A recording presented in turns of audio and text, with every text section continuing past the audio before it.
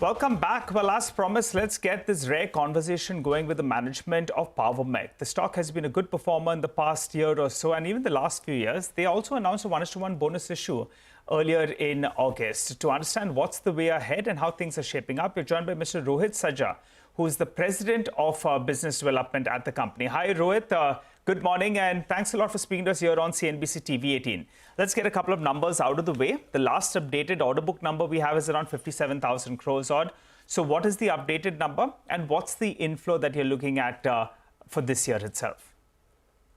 Perfect. Yeah. Thank you, Nigel. Good morning, and thank you for having me, firstly. And it's been a real pleasure to be here, especially as we celebrate Mech Silver Jubilee this year. We are really excited to celebrate this milestone, and I couldn't be more excited about the timing and the opportunities that lie ahead. So giving you a little bit perspective on the order book. So we have an order book of around 57,000 crores, which includes both the mining projects, which contribute to around 39,000 crores of this 57,000 crores. So X mining, we have an order book of around 18,000 crores. Got it. All right. Let's talk about the execution as well for the year. Given that you have such a big order book, what kind of a revenue growth are you factoring in comparison to last year? And some part of that MDO revenues will also reflect in this year. Could you clarify on that factor? What's the margin picture we should work with? Yes. So last year, we achieved a consolidated turnover of 4,200 crores. And we expect to grow by 17 to 18%, 17 to 20% this year. And last year, MDOs have contributed to close to 40 crores, Nigel. And this year, we expect to do 180 to 200 crores from the MDO business. And going forward, perhaps there is a ramp-up schedule for this MDO when we plan to achieve peak rated capacity by 2027-2028 financial year, which is when we are going to see 2,000 to 2,200 crores of revenue contribute from the MDOs contributing to the top line.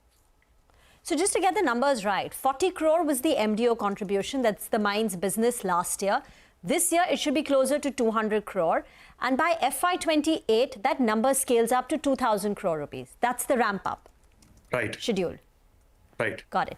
And 2028 is when we touch peak rated capacity, which is 9 million metric tons per annum. So that's when we'll touch 2,200 crores in revenue. 2,200 crores by FY28. That's the peak revenue potential. Yes. Got it. How will this change the margin profile of the company? So in the mines, we expect to do around 25 to 27% EBITDA. So when we touch PRC, peak rated capacity in FY 27-28, it's going to increase the EBITDA levels by 1.5 to 2% from the current value of 12.2. So we see a percentage increase of 1.5 to 2%. But this year, FY25, when the mining contribution is going to be less, closer to 200 crore, what will be the EBITDA margins? They'll be around 12.5. Okay. Got it. So for this year, we are working with a 17 to 20% growth on the top line with margins at around 12.5%. Are we getting that correct? Right, Nigel. Yes. All right. I believe there's a big potential as well in the international market, and you'll try to make some, entry points out there. And I believe you were heading the international foray as well. Could you tell us, Rohit, as a percentage of the total mix, what does it contribute? Or if you want to give it to us in absolute terms, because your MDO is going to be domestic, which will increase the pie totally. So what was the international revenues that you got, say, in the last year? And where do you see that number headed?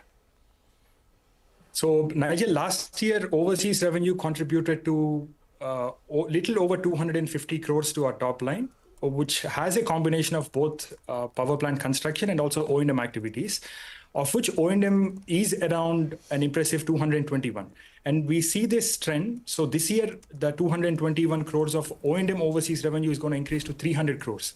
So I see this trend going forward as well, because we are also working with a lot of public sector utilities there, like Dubai Electricity and Water Authority, Sharjah Electricity and Water Authority, Saudi Electric Company, and other private power utilities like Aqua Power, Nomac. So, and I see this trend of O&M being outsourced in the overseas, especially in the GCC. Okay, and that comes at better margins as well. I recall that O&M part of the business, which as a percentage of the mix as well, I think it's holding at around a fourth of it. But just to get this number out of the way, 250 crores of international revenue, say in the next 3 years, what does this number go to since there's such a big potential? Yeah, so this number is going to touch in the next 3 years 450 to 500 crores. So what would the consolidated revenues look like? We're expecting 2,000 crore from mines. We're expecting 450, 500 crores from the international business. So on a consolidated basis, say by FY28 or 5 years from now, what are the numbers, revenues and margins? We expect to do 10,500 to 11,000 crores. Okay. This is by FY25. FY28. 28, got it. All right. And margins there would be an upscale. So it'll be around 13.5%, 14% at least? At that point, it's going to be, 13.5 to 14% EBITDA. Got it. Very quickly, Rohit, the stock has done very, very well and you're sounding optimistic about business. But the promoter entity, they did come and they sold some stake, in the recent past.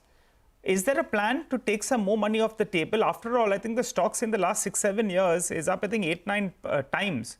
So will the promoter entity look to sell some more stake? No, right now we don't plan to sell any more stake, Nigel. We plan to keep it as is. Okay.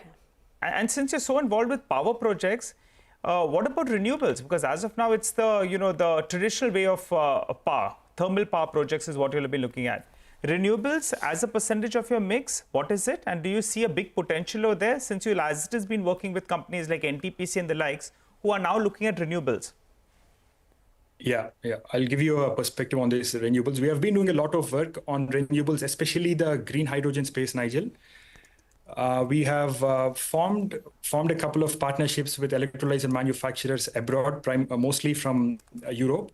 And we're also looking at participating in the side scheme, which is being floated by SECI.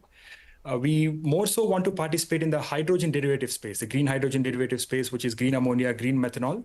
And we want to ride on these incentives that SECI is providing us currently. So this is broadly our plan for renewables. We are exploring opportunities in the green hydrogen space.